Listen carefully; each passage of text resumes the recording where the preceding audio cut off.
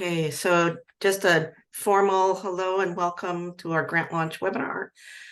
This is our second one, and I just said that we will put the recording and the PowerPoint slides into our ShareSpace ticket. I will present some of the slides and then hand it off to Enrique and ask periodically for input from Chuck or others. And if you have questions along the way, please feel free. And then there will also be pause points. So here we are. And let's get going. We divide the presentation into a couple of different sections. The main one is number 3, talking about the actual deliverables. Chris Marshu and I put the presentation together, and we wanted to give a little context about the history and the importance of Walton Family Foundation as a funder. And these slides represent the work from 2016 to present, showing the kind of the magnitude of funding. So when you see the year, that means the year of the award. And if there's more than one bullet for that year, the total award is the sum of those grants. So some are longer, some are shorter. And of course, we are not showing even the awards prior to this. So our first award from Walton that we have in our development records is 2007, which was for the Gulf of Mexico and Gulf of California. So they've been a consistent donor for many years and have gone through changes in some of the strategies. We've contributed to advising them. So this is the 2016 awards and 2018, 2019. You can see continued support. We also were a sub recipient under CI, and also there was a grant that was managed by Hatfield.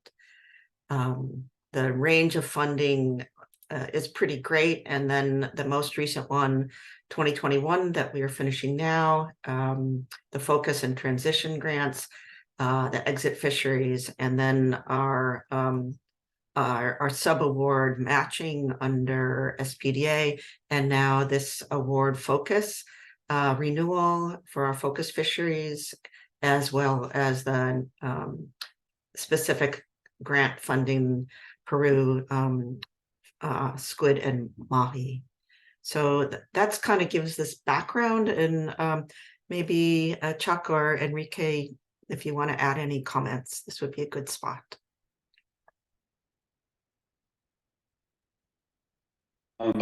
Yeah, just underscore what you said, Rose, that Walton's been a major supporter of us practically from the very beginning, which is very important to recognize. They've been a consistent supporter, and we have benefited from that positive relationship, and they have treated us as a trusted advisor to them, and we have an opportunity to continue that in that role under this grant. This is the last grant that we are going to get under their current marine strategy or fisheries strategy, and so we should be thinking of this as our opportunity to inform their next 10-year grant-making strategy for fisheries. So just keep that in mind when you're implementing this grant. Make sure that we are gathering or capturing lessons learned so that we can use those to inform our advice to the foundation in the future. Enrique, do you want to add anything to what I just said? No, all good. All good. Learning from yesterday, we should move on quick. Okay, so we're going to do a quick overview about the grant, and also to note the text box in black that the proposal was developed through a long period of iterative processes that Chuck and Enrique were pretty intimately involved with Renew, our program officer, as well as their M&E team, and many folks on this call and in the call yesterday programmatically were involved in setting targets. And there is a document that Enrique had set up that has these targets, like the broadest ideal, or not ideal, the broadest possible targets, and then a more conservative target that was integrated into the award letter, the award agreement. And this tool will be available through the ShareSpace ticket. Enrique, anything more about the proposal process? No. Well, it was a long process. It is always a long process with Walton. We started with some in-person sessions, then we kept the conversations with the different program officers. It has been a painful process, I would say, but I have to confess that yesterday, looking at the final result, I felt pretty happy, Chuck, with the language that we were able to negotiate.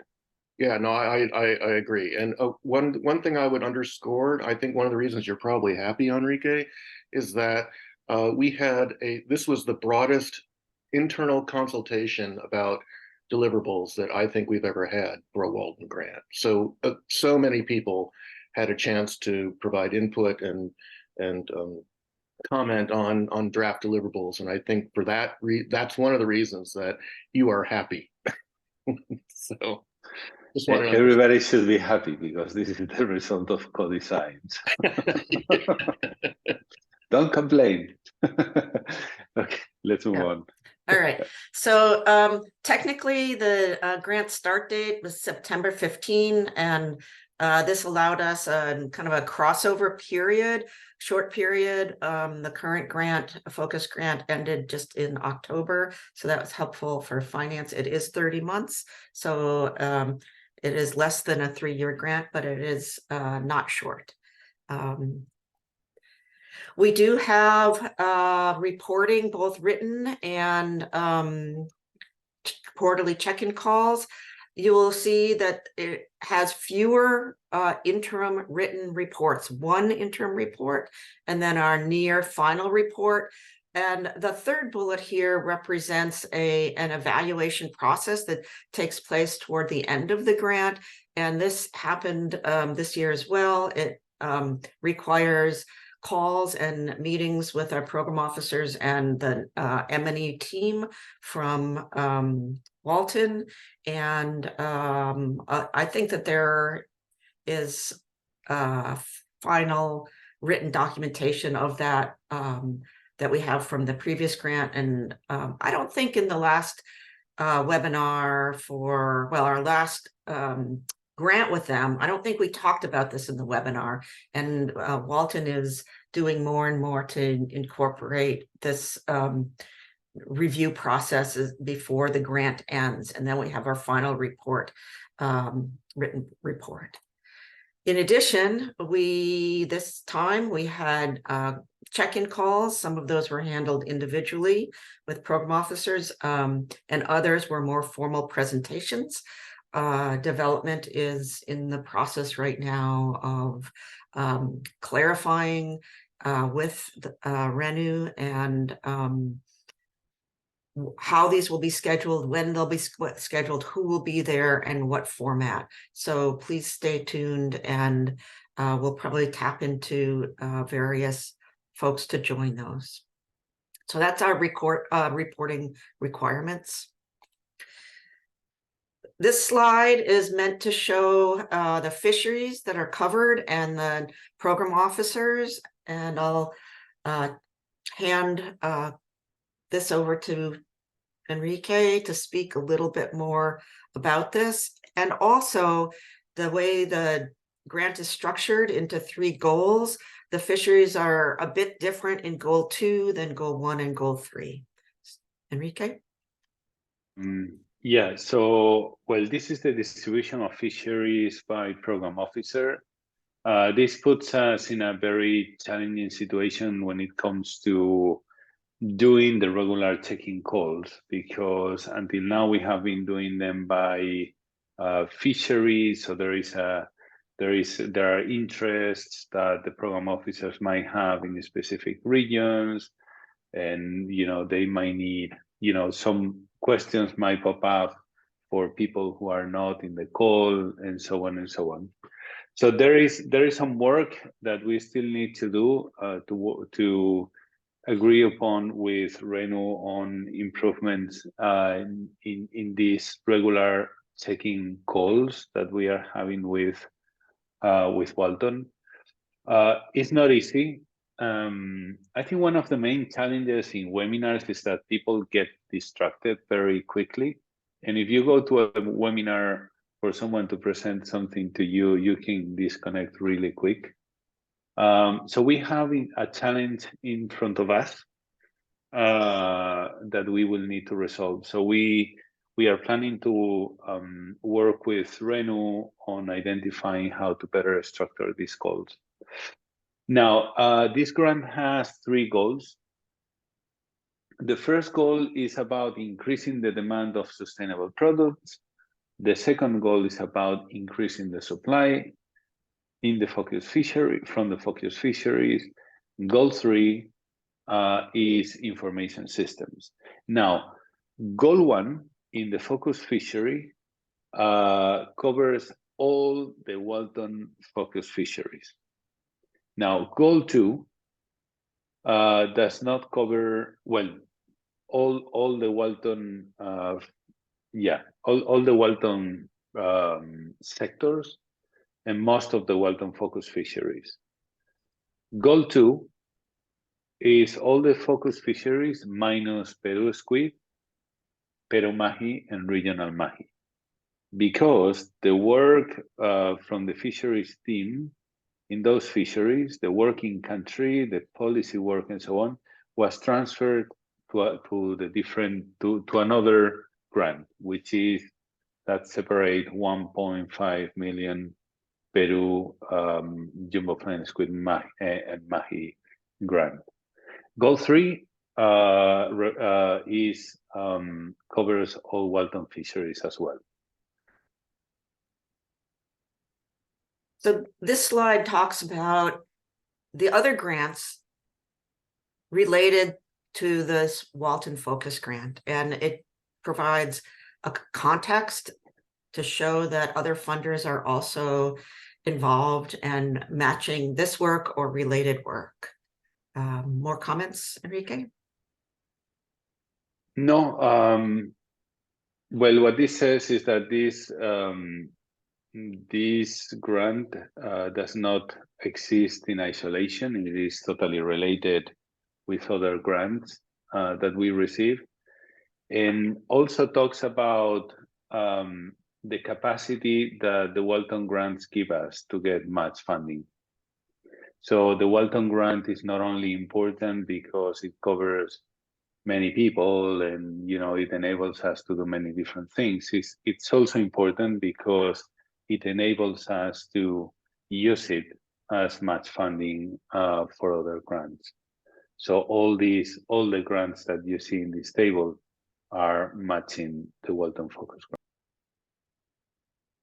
So at this point, we're going to get right into talking about the specific deliverables that we are working on. And as a quick reminder about Walton's use of the terms and the deliverables for outputs in comparison to outcomes, that the outputs are the direct products, the direct things that we are doing, and we can count our goods and services under the grant, and the outcomes are the broader changes, the impacts that we're trying to achieve, which, as you can see in the second paragraph, they acknowledge that these are generally outside of our direct control. We are trying to get these to happen, and we may not achieve these ever or within the grant period, but we are working toward these. So this is an important point for us to keep in mind when we're looking at the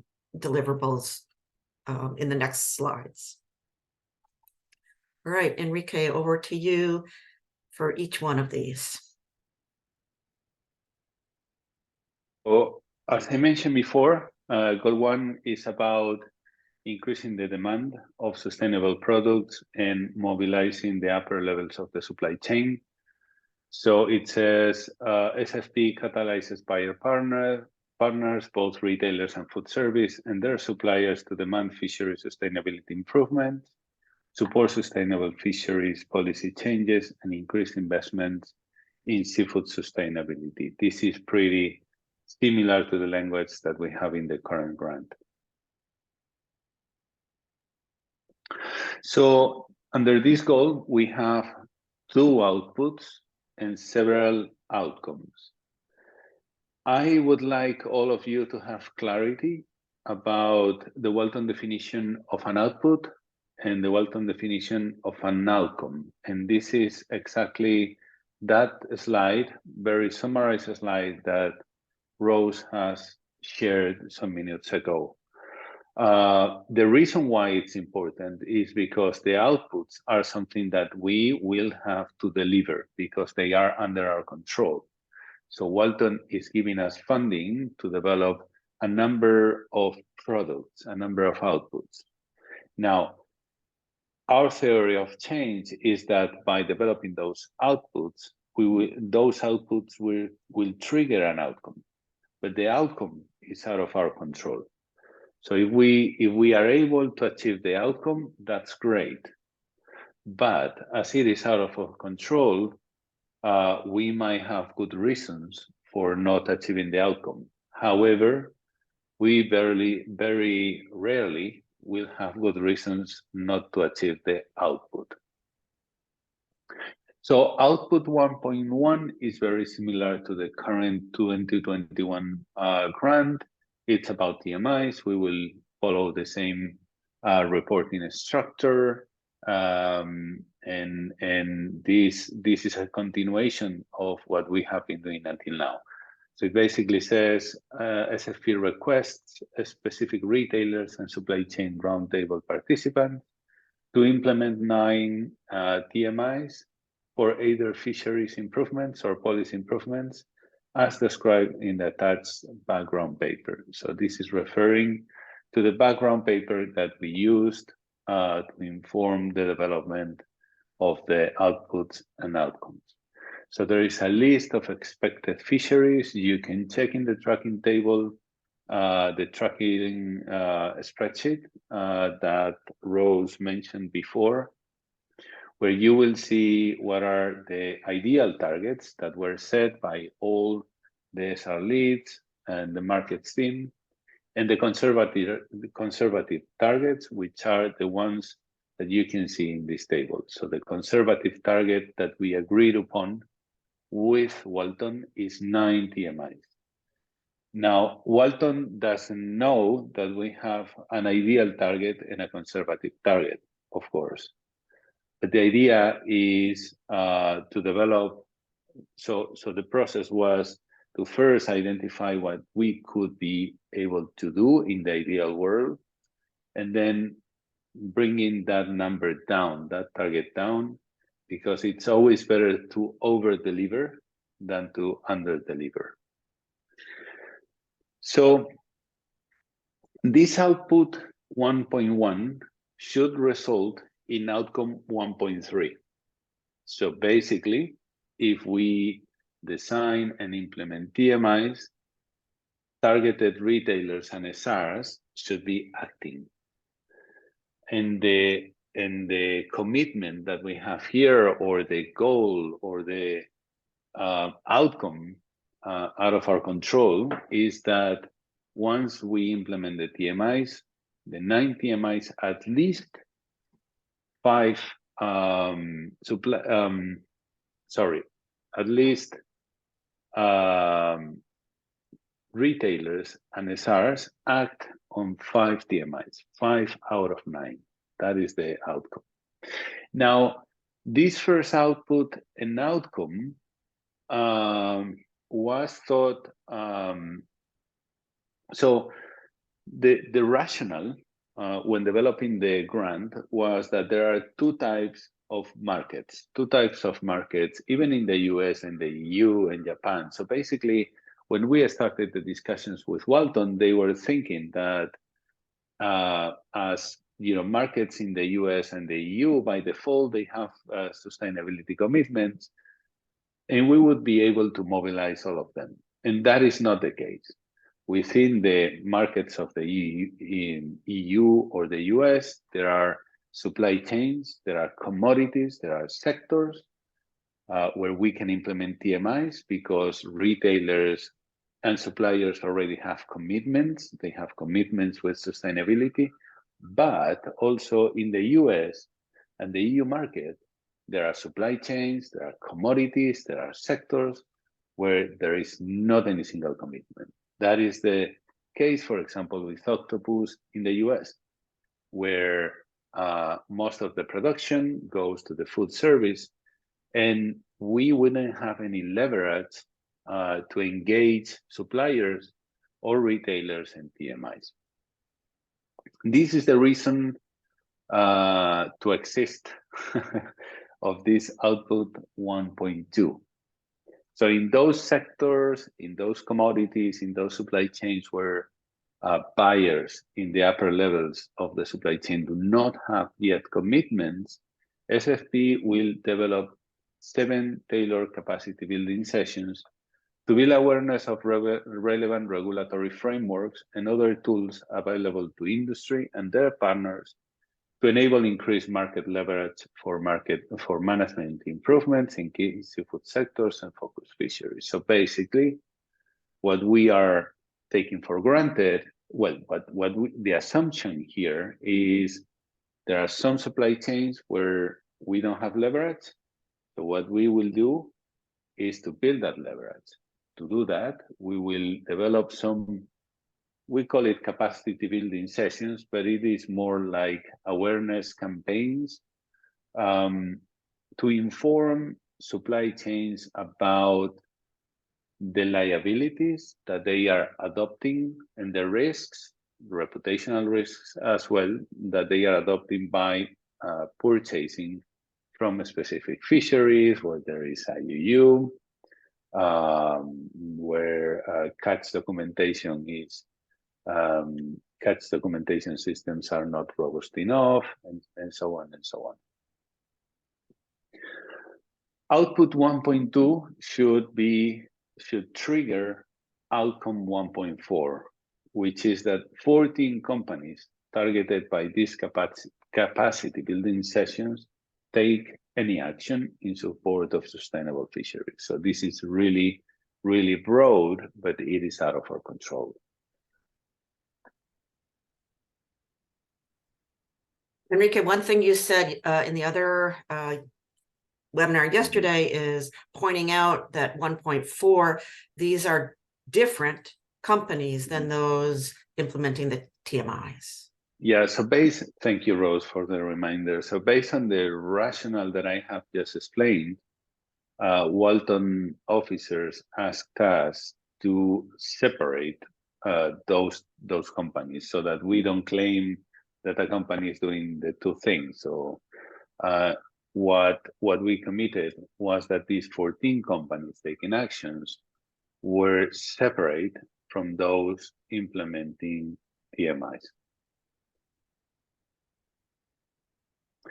Now, again, as happened with the previous grant, the 2021 grant, there is an outcome by which what we are targeting is increasing annual investments by SFP on advisory services and partnerships to 1.5 million. Outcome 1.6 is funding received by SRs.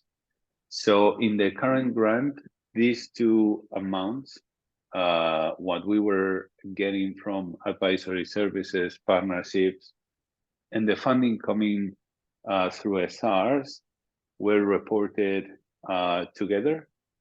And what we agreed with Walton is to separate that reporting so they can see how much is for advisory services and partnerships, how much is channeled through SRs, because the reality is that the funding that we get from SRs is real co-funding for their investments. So we wanted to separate that. Now, something that we need to discuss a little bit more, but we would like to report as well, is on the in-kind support that the SRs contribute with by devoting staff time. So basically, developing a calculation of how much the companies are putting in SR work, just by bringing, well, the sustainability director or whoever is represented in the SR, the person coming to the meetings, taking actions, the time of chairing, acting as the chair of the SR, and so on and so on. We have developed a methodology in order to do that for the GMC2 project, for the co-funding letters. So that is ready to be used.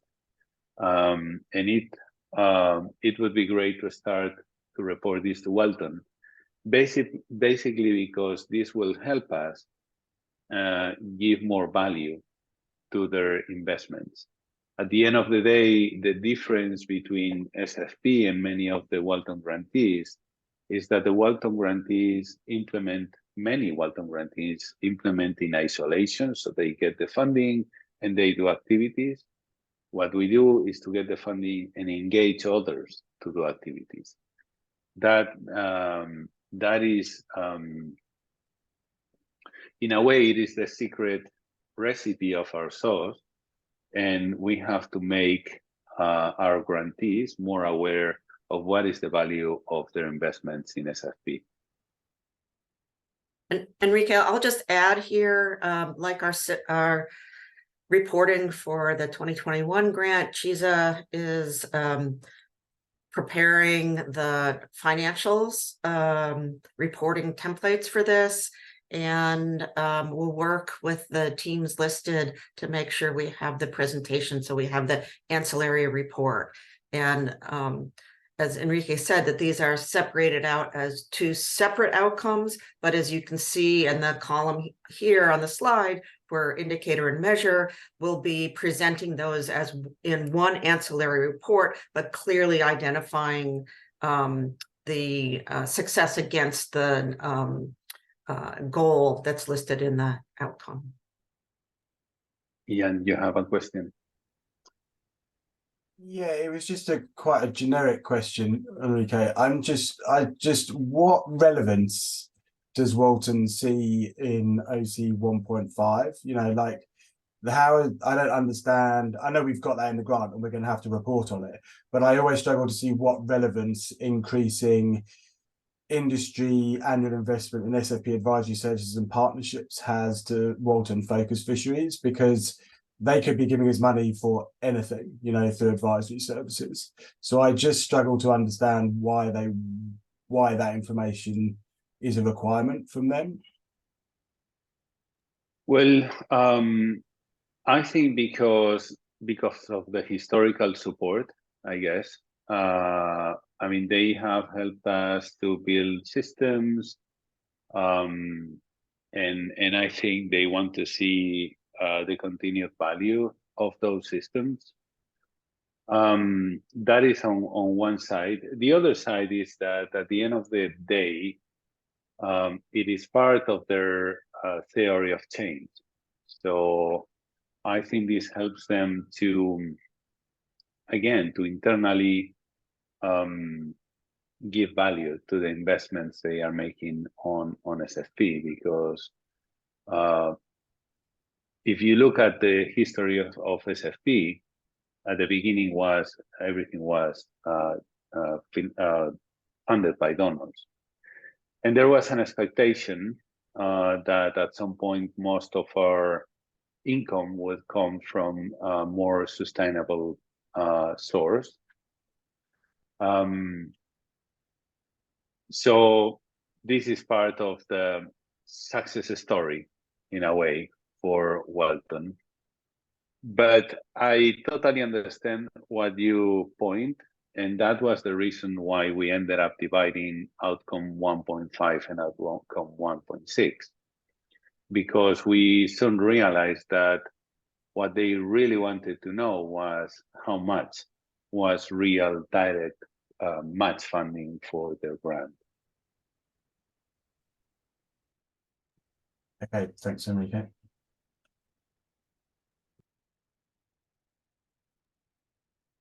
So outcome 1.7, it's about SR participants or suppliers to SFP partners adopting improved purchasing policies in support of co-management principles, so that small-scale fishers are legally registered, well-organized, and actively participating in fisheries management.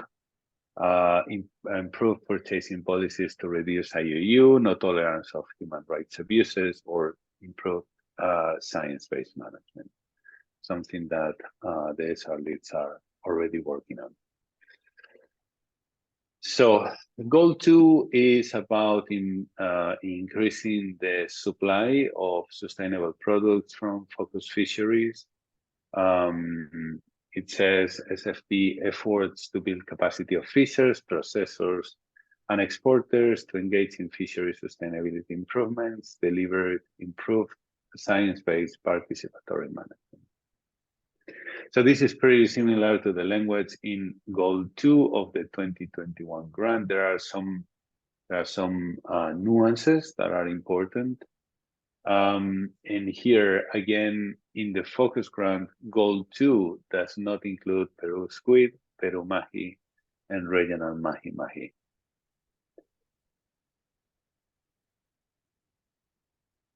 Output 2.1 is facilitating engagement of fishery stakeholders and supply chains in producing countries in efforts to implement fishery co-management principles.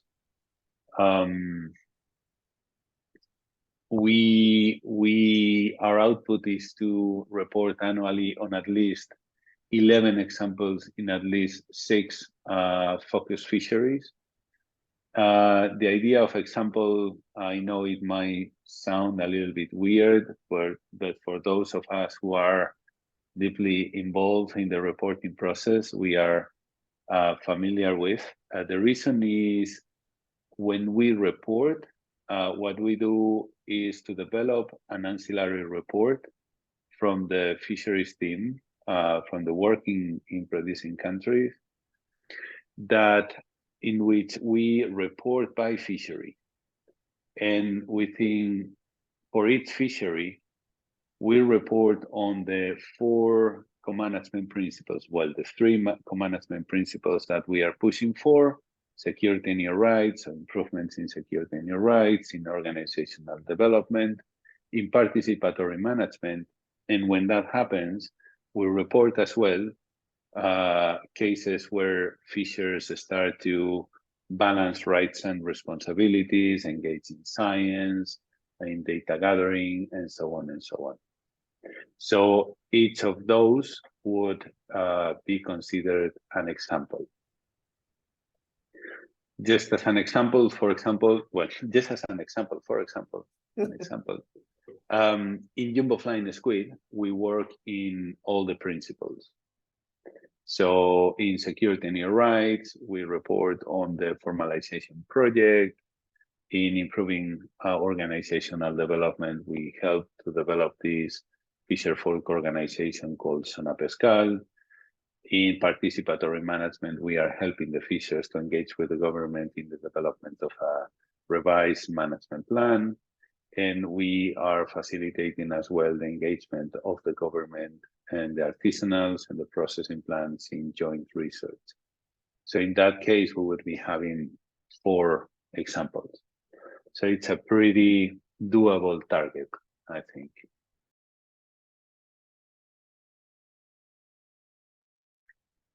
Output 2.2 is developing research with fishery stakeholders, supply chain, local chains, local NGOs, and public research institutions.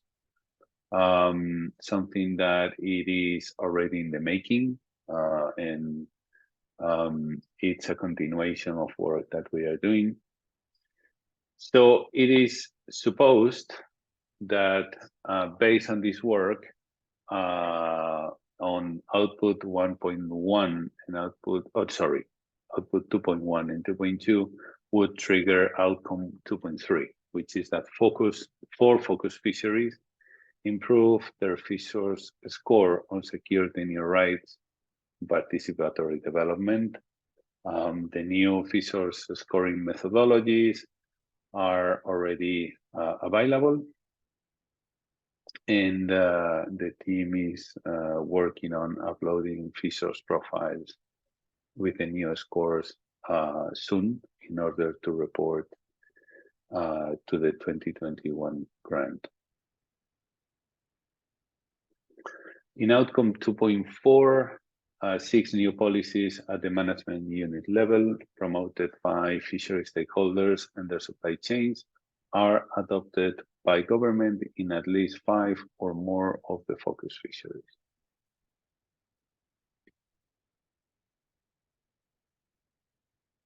So, goal 3 is the same as in the current grant. Seafood industry is assisted in delivering positive impacts in fisheries through access to information and technology systems. So there is one output about filling gaps for all focus fisheries in fishers. So very similar to the current language. 3.2 is about the monthly updates on feed progress ratings for FIPS. So the work of Dream and the team is reflected. Output 3.3 is collecting and analyzing lessons learned. So this is pretty new, and this goes back to what Chuck was mentioning at the beginning of the grant. We have acted as trusted advisors of Walton in order to keep feeding Walton with our experience and our knowledge and our ideas for the development of their new strategies. We plan to publish these lessons learned documents. Finally, an outcome out of our control, but it bears an output in a way embedded, which is that 6 foundation-funded wild fishery sectors increase the share of global landings that is improving by an average of 10%. So this should be reflected in the work that Pedro Veiga regularly does with the T75 update. So Enrique, this is the last slide on the deliverables, and this would be a good place to pause and see if there are any other questions before we move forward into some of the technical details of the grants administration. So open the floor for any other questions and discussion. Hi Rose, Paul, just a quick question. I was just wondering, do you need me in the webinar? Is there any aqua content?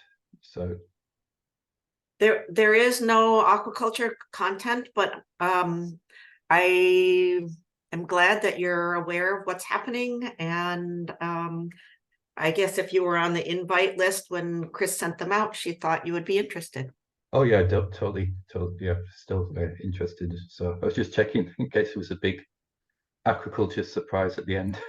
No, I don't think so. I think I was looking at the budget just to see who was in there. So you might have just had a small piece in there some point. So I invited everyone who was within the SFP focus budget. Okay, so let's look at that and make sure that that's the case. I'm just not sure, but it's a really good question. Yeah, sorry. If not, sorry about that. No, not at all. No, sorry. Anyway, Paul, we free you up. Yeah, you are free to go, probably. Any other questions, comments before we go to some details? Okay. So a few reminders about M&E and reporting for the grant. Of course, we have our 15th of the following month typical deadline. And as a reminder, we are currently on the system where month 1 and 2 of the quarter, all you have to do is go in there and mark on track or not on track. And a reminder that your association, you're reporting on your own work, even though that deliverable might be broadly associated to a number of SR leads or other staff who are contributing to the success of the deliverable. So you're speaking to your own work on track or not on track. The month 3 is for your progress summary. And as a reminder, why we do this, aside from the fact that we are mandated to do it, it does allow the program leads to have some review of what's happening. It allows M&E to track progress and inform the SIT. I believe those reports are quarterly or close to quarterly. And it also, that information in there provides some raw material for development to start drafting the donor reports.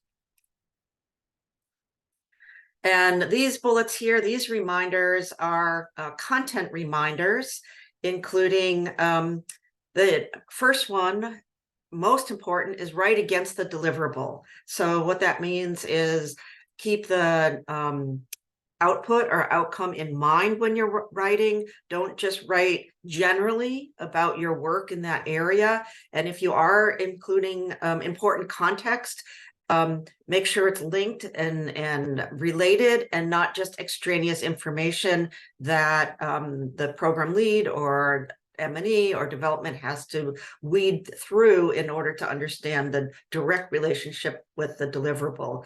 If you are hosting meetings or conducting webinars, please make sure you've got the dates. That helps us put the picture of the chronological order together. And also, if there's evidence that you're speaking about, please show the links or share space tickets. This is the reminder of the deadlines if you missed it in the beginning, and also emphasizing the formal written reports and the informal check-ins that are still in process of being clarified, how we'll be doing that and who will be involved. Expense notes, really important for charging out and for finance to be working effectively, getting your service claims in by the 7th. And this bullet about following your charging plan means watch your charging plan.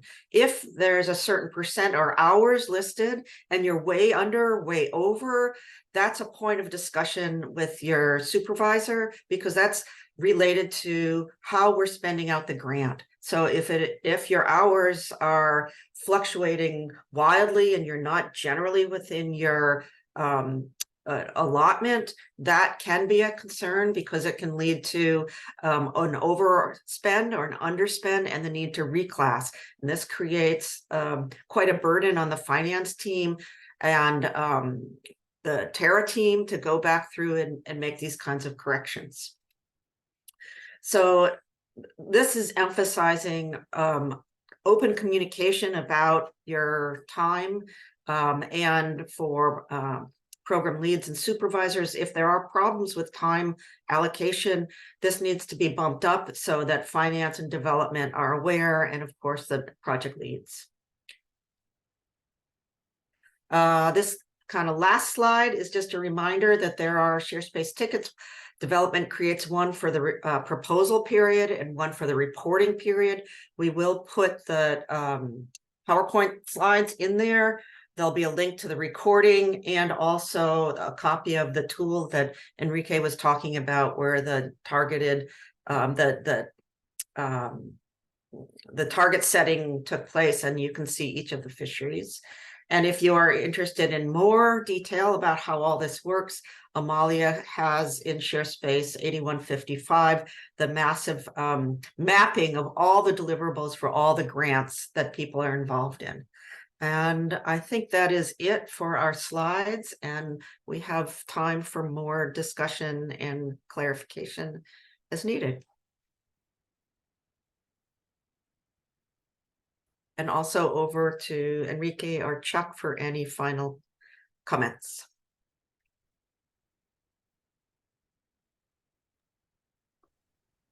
So, seems that everything is very clear. So time to wrap up. Well, if there are no questions, Amalia, this morning I sent an email about the monitoring of outcome 2.3 for Emani to track that. The new fisheries scores are live already in some of the Walton fisheries, and they should be, all the Walton fisheries would be live soon. So that should be used as the baseline. Yeah, I've seen the email, so thank you. Okay, so for those of you who were in Portugal, don't get very stressed these days. It's Thursday. So I take advantage to say goodbye until January to many of you. As I told you in the meeting, yeah, it was great to see you. It was great to see you, but I will be very happy not seeing you until January.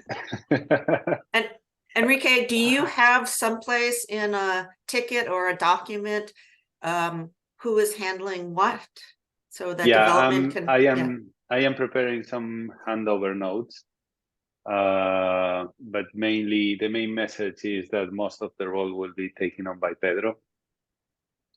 But yeah, I will leave tomorrow with a big email.